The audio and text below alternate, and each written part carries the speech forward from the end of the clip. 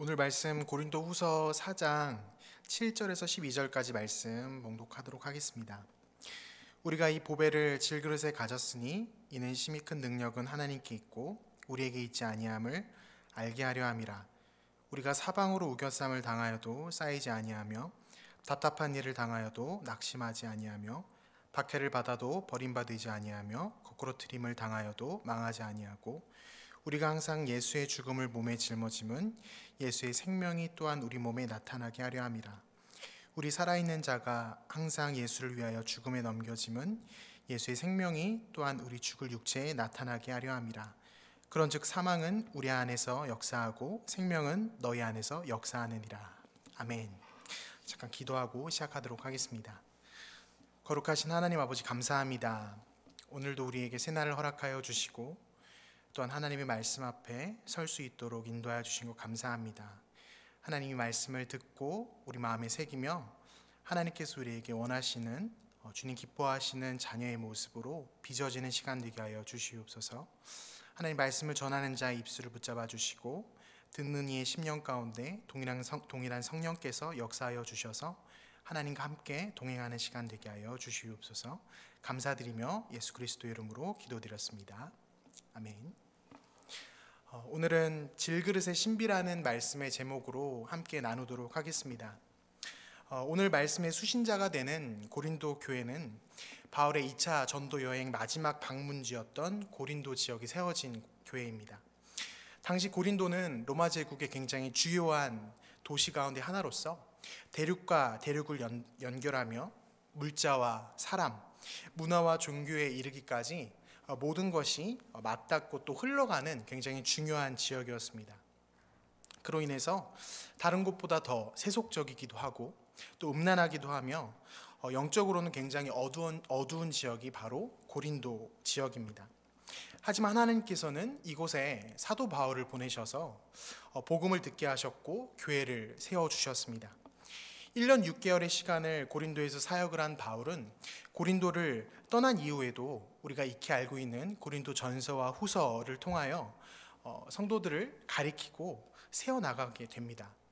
고린도 전서의 내용을 생각해 보면 교회 안에서 성도들의 음행에 대한 바울의 그 질책, 너희가 곧 하나님의 성전인 것을 알지 못하느냐라는 교회 안에서 거룩성을 회복하기 위한 가르침이 주된 내용이라면, 오늘 함께 읽은 고린도 후서의 말씀은 앞서 보낸 서신과는 조금 다른 교회 밖에서 안으로 들어온 어떤 어려움과 유혹에 관한 바울의 겉면이 될 것입니다. 고린도 성도들이 그러하듯 우리의 일상 가운데에도 내적으로 혹은 외적으로 참 많은 어려움과 문제들이 분명히 존재합니다. 그때마다 우리는 어떻게 반응하고 있습니까? 어떤 분들은 그 문제를 나의 생각과 나의 판단으로 해결하려고 하시는 분들도 계시고, 어떤 분들은 다른 이들에게 조언을 구하고 또 해결책을 들으려고 합니다. 하지만 우리의 판단, 나의 판단은 지혜롭지 못하며 다른 이의 어떠한 해결책도 정답이 되지 못한다는 것을 우리는 알고 있습니다. 우리는 고린도 성도들이 그러했듯이 고린도 성도들이 바울의 서신을 통하여 하나님의 말씀을 들었듯이 우리 역시 하나님의 말씀을 듣고 돌이키며 하나님께서 우리에게 바라시는, 나에게 기대하시는 삶이 무엇인지 점검할 수 있어야만 할 것입니다. 특별히 오늘 선포되는 이 말씀, 우리에게 들려주시는 이 말씀이 그렇게 되기를 간절히 소망합니다. 고린도 교회는 바울이 떠난 이후에 여러 가지 어려움을 경험하게 되는데요. 그 가운데 한 가지는 교회에 등장한 거짓 교사들입니다. 1세기의 보편적인 관습 가운데 하나로 교사와 전도자들이 추천서와 증명서를 가지고 다녔던 관습이 있습니다. 오늘날에도 우리가 어떤 곳에 구직을 하기 위해서 추천서의 유무가 굉장히 중요하지만 그 당시의 추천서와 증명서는 오늘날보다 훨씬 더 많은 그런 영향력을 갖고 있었습니다. 유력한 사람 혹은 단체에서 증명해주는 그런 추천서가 있다면 그곳에 가서 바로 권위와 능력이 인정되기도 하고요, 바로 가르침을 할 수 있게 되는 기회를 얻는 경우도 있었습니다. 심지어는 숙식과 그 모든 생활비를 해결해주는 그러한 경우도 있었다는 것이죠. 그리고 고린도 교회에 찾아온 바로 그 교사들은 자신들이 갖고 있는 추천서를 보이며 고린도 성도들을 가르치기 시작합니다. 그러며 그들이 말합니다. 바울이 너희에게 서신을 보내는 그 바울이 정말 하나님의 사람인 것을 증명할 수 있는 서류가 있느냐?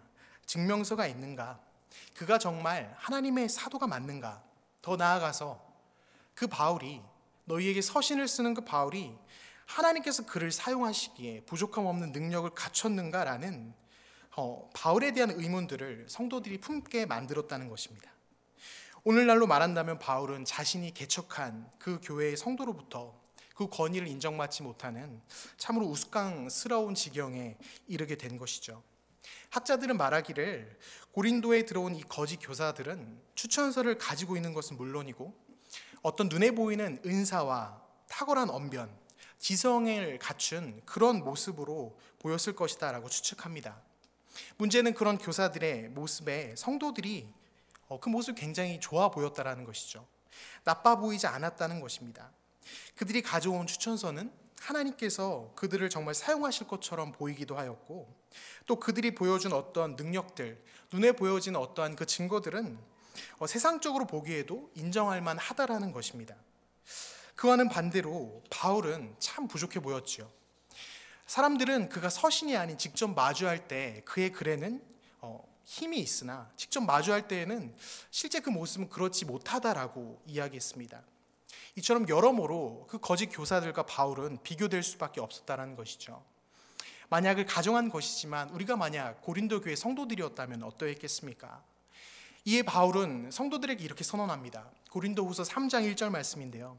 우리가 어찌 어떤 사람처럼 추천서를 너희에게 붙이거나 혹은 너희에게 받거나 할 필요가 있느냐? 바울은 말합니다.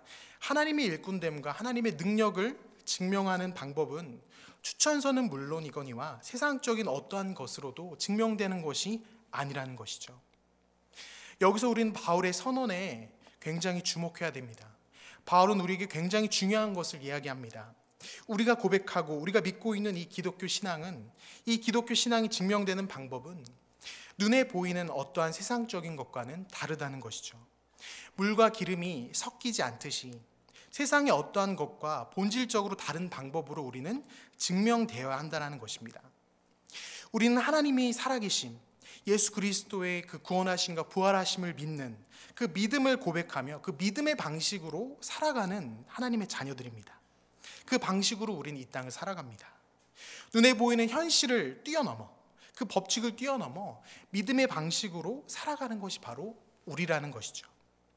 다만 안타까운 것은 연약한 우리, 죄 많은 우리는 이 부분에서 굉장히 쉽게 넘어지기도 하고 잘못된 판단을 반복하게 된다는 것입니다. 기독교 역사 속에서 교회가 세상의 방법으로 자신을 증명하고 나타내려고 했던 그 부끄러운 역사가 무엇입니까? 중세의 교회를 생각해 보면 우리가 알 수 있듯이 중세 교회는 전 유럽에 걸쳐서 거대하고 아름다운 성당을 도시의 중심마다 세웠습니다. 어딜 가든 사람들은 그 교회, 그 성당의 모습을 볼 수 있었습니다. 화려하고 빛나고 아름답고 그 웅장한 그 성당의 모습을 보면서 사람들은 그 모습이 하나님의 능력을 드러낸다라고 생각하게 만든 것이죠. 또한 교회가 세상에서 왕권 그 이상의 그 권위를 갖는 것, 그 위치를 갖는 것이 마치 하나님께 영광을 올려드리는 것이다 라고 여겼다는 것입니다. 이는 복음을 갖고 있는 교회가 현실에서 세상의 방법으로 드러나고 빛나려고 했던 참으로 슬픈 사건입니다. 많은 시간이 흘렀지만 오늘날의 모습은 어떻습니까? 안타깝게도 크게 다르진 않은 것 같습니다. 화려하고 최첨단 시스템과 장비가 갖춰진 건물, 사회적으로 또 물질적으로 어떤 영향력이 있고 많은 것을 갖춘 그런 성도들의 모습, 그런 교회의 모습에서 우리는 하나님의 능력이 드러난다고 생각하고 그곳이 바로 내가 다녀야 될 교회 혹은 내가 그렇게 돼야 될 성도의 상, 내가 꼭 그렇게 되기를 기대한다라는 것입니다. 정말 그렇겠습니까? 참으로 그렇겠습니까? 예수를 믿는 우리가 세상의 방법으로 빛나려는 것이 그것이 하나님의 능력을 드러내겠습니까? 이 부분에 있어서 사도 바울은 고린도 성도들을 향하여 이렇게 말합니다. 7절 말씀인데요. 우리가 이 보배를 질그릇에 가졌으니 이는 심히 큰 능력은 하나님께 있고 우리에게 있지 아니함을 알게 하려 함이라. 보배로운 복음을 갖고 있는 사도 자신을 가리켜 뭐라고 이야기합니까? 질그릇이라 고백합니다. 질그릇은 사람들이 기대하는 세상에 드러낼 만한 어떠한 것이 아니죠. 요즘 유행하는 말로 플레이팅 기법이라는 그런 말도 있습니다. 평범한 내용물을 돋보이게 만들어주는 어떤 기법을 말하고 그릇을 세팅하는 것을 이야기합니다. 하물며 복음이라는 그 보화가 담긴 그릇이 금으로 만들고 보석으로 치장된 그런 화려한 것이 아닌 보잘것없고 초라한 굴러다니고 상처 많은 그런 질그릇이라고 바울은 고백하는 겁니다. 너무 흔하고 볼품없어서 당시 유대인들은 나그네들이 목이 말라 물을 마실 수 있도록 그 우물가 곁에 둬 사람들이 마실 수 있도록 내버려 두는 바로 그런 질그릇입니다. 쉽게 사람들의 발에 채이기도 하고요, 먼지가 묻기도 합니다. 바로 그 질그릇 안에 하나님께서 그 귀한 보배를 담으셨다라고 말을 하는 겁니다. 이 말씀을 처음 마주할 때 저는 사도 바울이 너무 귀한 그 복음 앞에서 죄인된 자신이 그 초라한 그 모습이 너무 볼품없기 때문에 겸손하게 자신을 질그릇이라고 표현한 것은 아닌가라는 생각도 들었습니다. 그러나 바울에게 이 표현은 그저 죄인된 자신이 겸손하게 하나님께 나아가는, 그렇게 자신을 표현하는 그런 의미, 그런 겸손함을 담는 표현, 그 이상의 의미가 있다는 것입니다. 바울은 보화가 담겨있는 질그릇의 그 신비를 알고 있던 사람입니다. 왜 보화를 담고 있는 그릇이 질그릇이어야 하는지, 왜 그 복음의 신비가 담겨있는 그 그릇이 화려하지 않은 그 질그릇이어야 하는지 바울은 알고 있었습니다. 그것은 바로 세상의 기대와 가치와는 결코 섞일 수 없는 하나님의 능력, 그 능력이 바로 질그릇에서 드러나기 때문입니다. 그렇기에 바울은 자신 스스로가 질그릇이 될 수 있었고 기꺼이 그 삶을 살 수 있었고, 그리고 고린도 성도들과 오늘 우리에게 이렇게 도전할 수 있는 것이죠. 10절 말씀입니다. 우리가 항상 예수의 죽음을 몸에 짊어짐은 예수의 생명이 또한 우리 몸에 나타나려 함이라. 우리 살아있는 자가 항상 예수를 위하여 죽음에 넘겨짐은 예수의 생명이 또한 우리 죽을 육체에 나타나게 하려 함이라. 바울은 질그릇으로 살아가는 자신의 삶을 가리켜 10절에서는 예수의 죽으심을 짊어지고라고 말하고 11절에서는 예수를 위하여 죽음에 넘겨진다라고 표현하고 있습니다.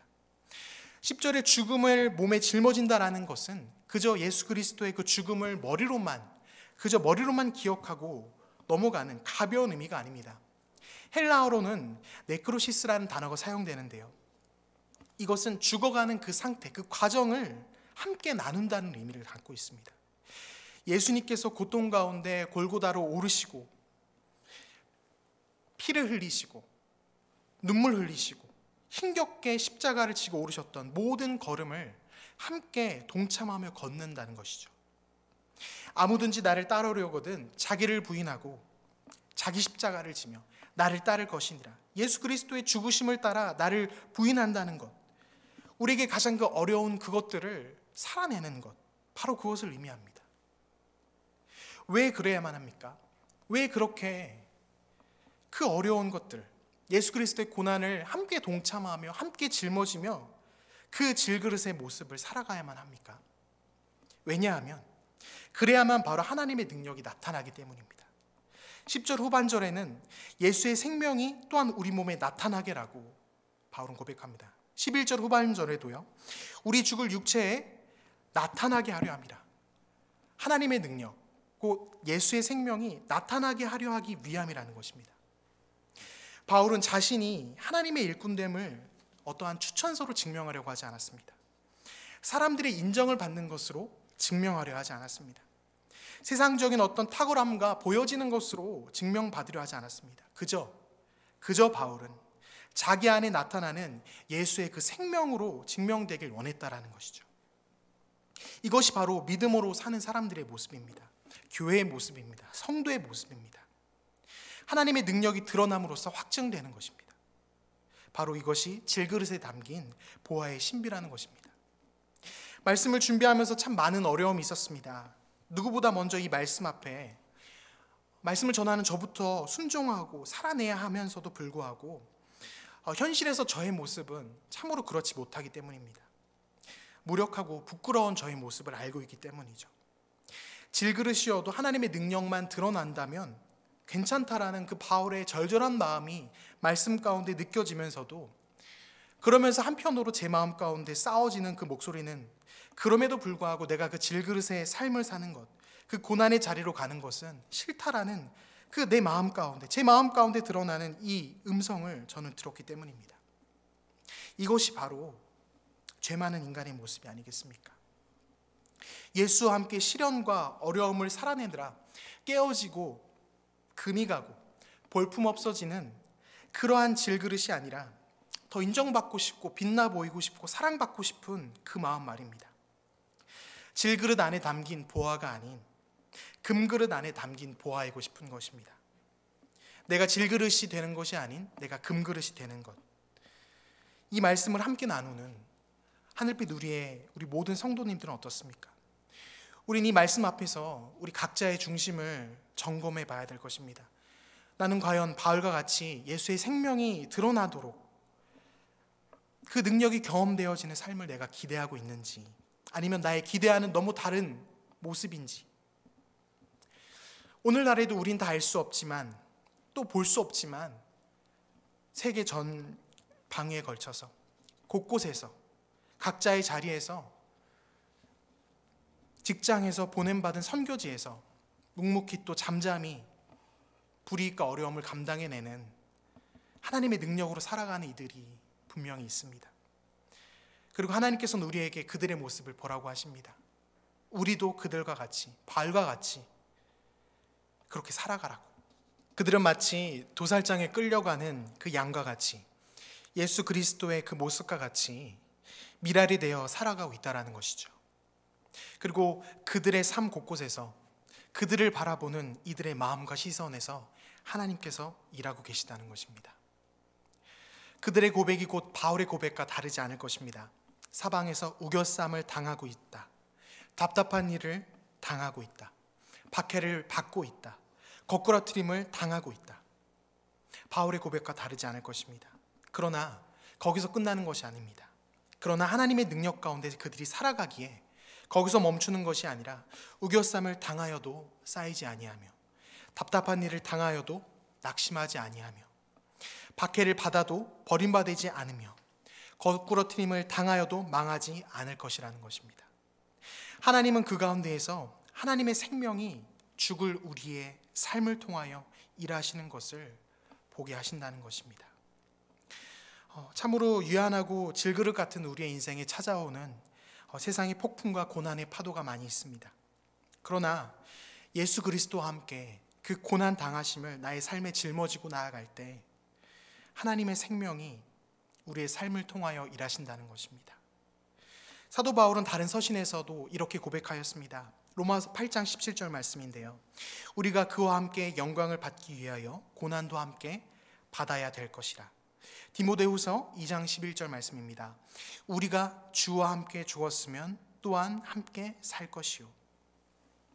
우리의 일상 가운데에서, 나의 삶 가운데에서 전능하신 그 하나님의 권능과 그 능력, 그분의 살아계심이 보이지 않는다면 우리는 그 이유를 오늘 말씀 가운데서 찾을 수 있어야만 할 것입니다. 우리는 말로는 질그릇 안에 보화를 가졌다고 하지만 삶으로는 화려한 금그릇과 은그릇을 꿈꾸며 내가 그렇게 되길 바라며 살아가고 있지는 않은지 점검해야 할 것입니다. 예수 그리스도와 함께 고난받는 것은, 예수 그리스도의 마음으로 고난의 자리에 내가 들어가는 것은 죽기보다 싫어하면서 그 자리는 어떻게든 피하고 싶으면서 세상 사람들에게 박수받고 인정받는 것으로 내가 그것만 만족하고 살아가고 있지는 않는지 점검해야 된다는 것입니다. 우리가 회복해야 되는 것이 무엇이겠습니까? 질그릇으로 살아가는 것을 마다하지 않는 것, 나의 일상 가운데 예수의 고난을 짊어지는 것, 바로 이것이 우리가 회복해야 될 것입니다. 특히 요즘 우리 시대는 그리스도인으로 살아가는 것이 때로는 부끄럽게 느껴질 정도로 교회의 연약함이 많이 드러나는 시대입니다.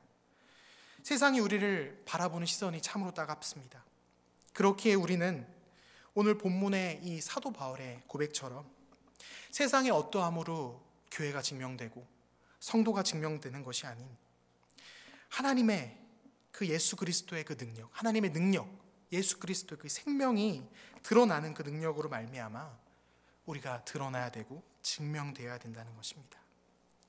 우리의 모든 삶이 변하는, 교회가 달라지는, 성도가 달라지는, 하나님의 살아계심이 드러나는 그 모습 말입니다. 그 길이 쉬운 길이기에 갈 수 있다라고 결코 말할 수 없습니다. 우리는 이 길이 얼마나 어려운 일인지, 어려운 길인지 잘 알고 있습니다. 그 길은 십자가의 길이며 자기 부인의 길이며 하나님만을 바라봐야, 그분만을 바라봐야만 갈 수 있는 길입니다. 그러나 그 길을 가게 하실 이의 능력으로 말미암아 우리를 살아가게 하신다면, 모두가 보화를 가리려고 하는 화려한 그릇이 되려는 이 시대에 진정으로 질그릇이 되어 하나님의 능력이 드러나고 예수의 생명을 살아내는, 바로 그러한 삶을 살아내는 인생이 바로 저와 여러분이 되어야 될 것입니다. 하나님께서는 오늘도 그러한 주님의 자녀들을 찾으십니다. 그 자녀들에게 다가가셔서 고난을 감당케 하시고 살아내게 하시고 하나님과 함께 동행하는 축복을 허락해 주실 줄 믿습니다. 나는 예수 그리스도의 자녀로서 질그릇과 같은 삶을 살고 있는지, 금그릇이 되고 은그릇이 되고자 하는 그 마음의 충동으로 살고 있는지, 우리는 오늘 이 말씀 앞에서 우리 스스로의 그 모습을 살피고 돌아봐야 할 것입니다. 오늘 말씀을 생각하면서 같이 함께 하나님 앞에 기도하며 나아갔으면 좋겠습니다. 두 가지 기도 제목입니다. 첫째는, 하나님, 나의 삶 가운데 내가 금그릇이 되고자, 하나님의 그 놀라운 일을 가리고자 그저 이 세상의 법칙으로 나를 증명하고자 살아가고 있진 않았었는지 하나님 돌이키게 하여 주시옵소서. 또한 주님께서 가라고 하시는 그 고난의 길, 예수 그리스도의 고난을 짊어지는 그 길을 내가 가길 원합니다. 함께하여 주시옵소서. 능력을 더입혀 주시옵소서. 이 두 가지 기도 제목 가지고 함께 하나님 앞에 나아갔으면 좋겠습니다. 같이 기도하시겠습니다. 거룩하신 하나님 아버지, 감사합니다. 오늘 사도 바울의 고백을 통하여 다시 한번 우리 마음 가운데 하나님의 뜻을 허락하여 주시니 감사합니다. 하나님, 우리는 너무나도 연약하고 죄 많고 주님 기뻐하시는 모습보다 그저 내가 원하는 모습으로 살아가고자 합니다. 하나님, 질그릇을 위하여 예수 그리스도의 고난을 내 삶에 짊어지어 하나님의 능력과 예수 그리스도의 생명을 드러내는 것이 아니라 그저 내가 드러내는, 그저 내가 세상의 방식,